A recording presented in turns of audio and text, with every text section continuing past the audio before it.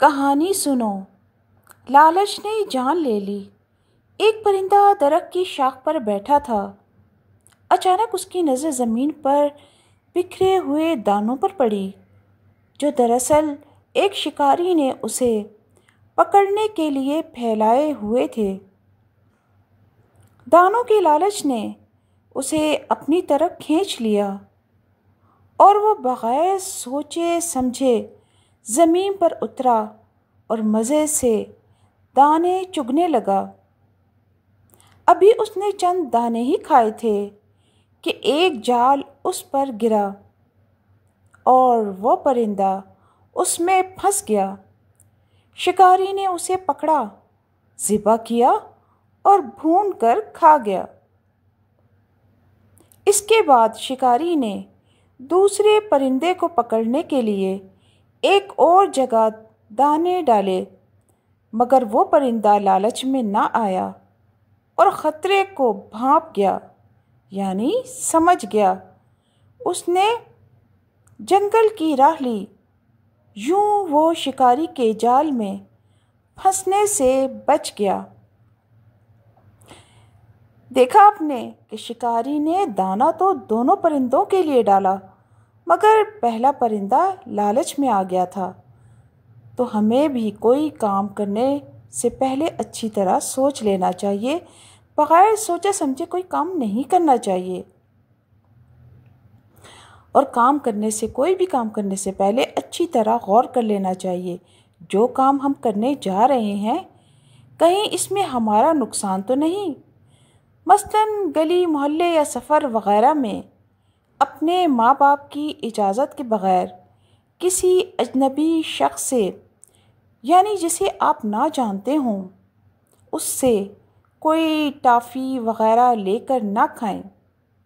ہو سکتا ہے کہ اس میں بے ہوشی کی کوئی دوا ملی ہوئی ہو، جسے کھا کر آپ بے ہوش ہو جائیں اور وہ اجنبی آپ کو اغوا کر کے لے جائے۔ اسی طرح یہ بھی دیکھ لینا چاہیے کہ جو کام ہم کرنے لگے ہیں وہ گناہ کا کام تو نہیں۔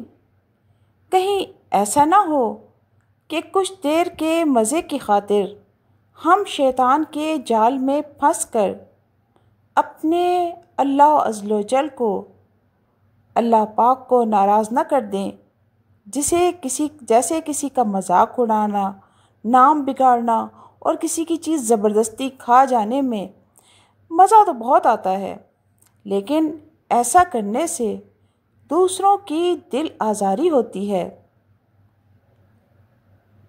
اگلی کہانی سنو۔ دھوکے باز بھیڑیا۔ ایک مرتبہ پوری رات تیز ہواؤں کے ساتھ بارش ہوتی رہی، جس سے جنگل کے جانور ڈر گئے اور اپنے گھروں میں صبح ہونے کا انتظار کرنے لگے۔ صبح کے وقت جانور باہر نکلے تو انہیں ہر طرف برسات کا پانی اور تیز ہواؤں کی وجہ سے گرے ہوئے درخت نظر آئے۔ دیگر جانوروں کی طرح لمبے سینگ والا ہرن بھی جنگل کی صبح کا مزہ اٹھانے سیر کو نکل پڑا۔ راستے میں اسے گھنے درختوں کے پاس سے آوازیں سنائی دیں کہ کوئی چیخ چیخ کر کہہ رہا ہے، کوئی ہے میری مدد کرو، کوئی ہے میری مدد کرو۔ ہرن دوڑا دوڑا وہاں پہنچ گیا۔ دیکھتا ہے کہ ایک بھیڑیے کے اوپر درخت کی شاخ گری ہوئی تھی اور وہ درد سے چلا رہا ہے۔